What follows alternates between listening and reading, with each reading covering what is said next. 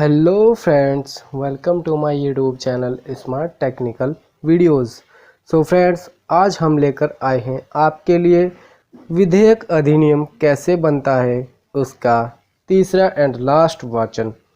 अगर आपको इसका दूसरा वाचन देखना है तो इसके डिस्क्रिप्शन बॉक्स में मैंने उसका लिंक दे दिया है, आप वहां जाकर उसको देख सकते हैं। तो तैयार हो जाइए अपना कॉपी पेन लेकर, क्योंकि डिक्टेशन स्टार्ट करने से पहले हम आपको उसके कुछ कठिन शब्दों की आउटलाइन बताएंगे।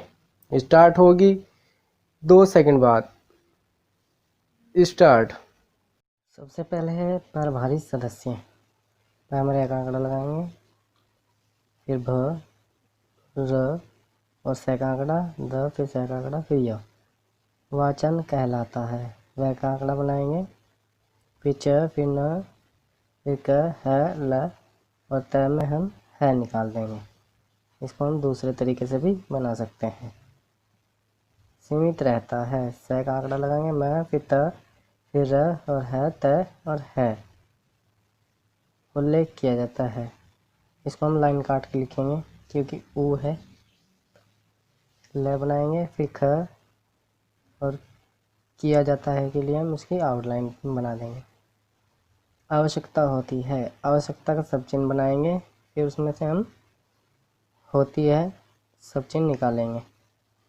गुजरना पड़ता है। ग लिखेंगे, ऊ की मात्रा है, लाइन काट के लिखेंगे।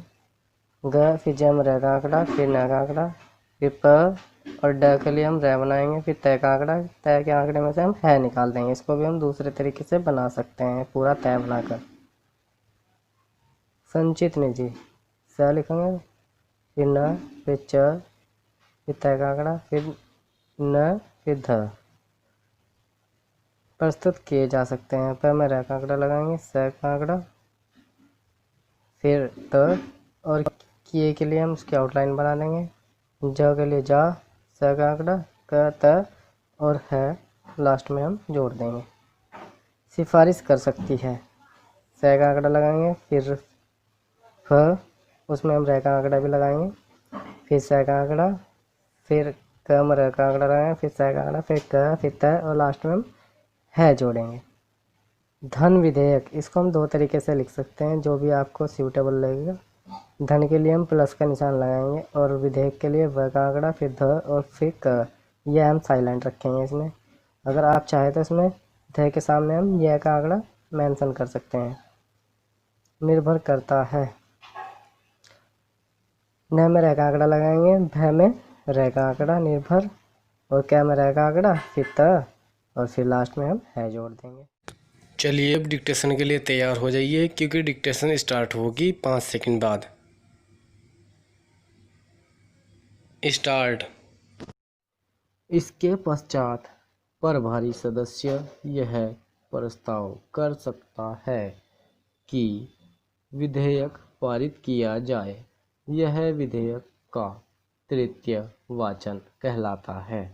इस प्रकरण पर वाद विवाद विधेयक के समर्थन या अस्वीकृति के लिए दिए गए तर्कों तक ही सीमित रहता है और विधेयक के ब्यौरों का उतना ही उल्लेख किया जाता है जितना कि नितांत आवश्यक हो। इस प्रकरण में केवल औपचारिक, शाब्दिक अथवा परिणामिक संशोधन ही गृहीत किए जाते हैं। किसी सामान्य विधेयक को पारित करने के लिए उपस्थित और मतदान करने वाले सदस्यों का केवल साधारण बहुमत आवश्यक होता है, किंतु संविधान में संशोधन करने वाले विधेयक के लिए सभा की समस्त सदस्य संख्या के बहुमत तथा प्रत्येक सभा में उपस्थित और मतदान करने वाले सदस्यों के 2/3 से अन्यून बहुमत की आवश्यकता होती है। नेक्स्ट हेडिंग है अन्य सभा में विधेयक। स्टार्ट।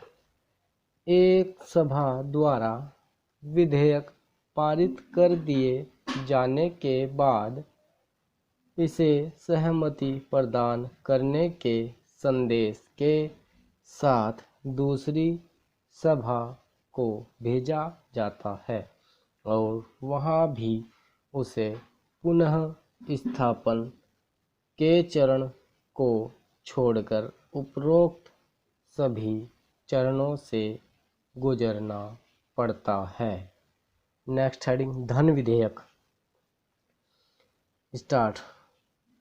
जिन विधेयकों में विशेष रूप से करों के अधिरोपण तथा संचित निधि में से धन के विनियोग आदि से संबंधित प्रावधान होते हैं उन्हें धन विधेयक कहा जाता है। धन विधेयक केवल लोकसभा में प्रस्तुत किए जा सकते हैं। राज्यसभा लोकसभा द्वारा पारित धन विधेयक में संशोधन कर उसे वापस नहीं भेज सकती। यद्यपि यह धन विधेयक में संशोधन की सिफारिश कर सकती है, परंतु उसे प्राप्ति की तिथि से 14 दिन के भीतर सभी धन विधेयक लोकसभा को लौटाने होते हैं। धन विधेयक के संबंध में राज्यसभा की किसी सिफारिश अथवा सभी सिफारिशों को स्वीकृत अथवा अस्वीकृत करना लोकसभा पर निर्भर करता है। यदि लोकसभा राज्यसभा की किसी सिफारिश को स्वीकृत करती है तो धन विधेयक राज्यसभा द्वारा सिफारिश किए गए संशोधनों और लोकसभा द्वारा स्वीकृत रूप में संसद की दोनों सभाओं द्वारा पारित समझा जाता है। यदि लोकसभा राज्यसभा द्वारा सिफारिश किए गए संशोधनों में से किसी को स्वीकार नहीं करती तो धन विधेयक राज्यसभा द्वारा सिफारिश किए गए किन्हीं संशोधनों के बिना लोकसभा द्वारा पारित रूप में संसद की दोनों सभाओं द्वारा पारित समझा जाता है।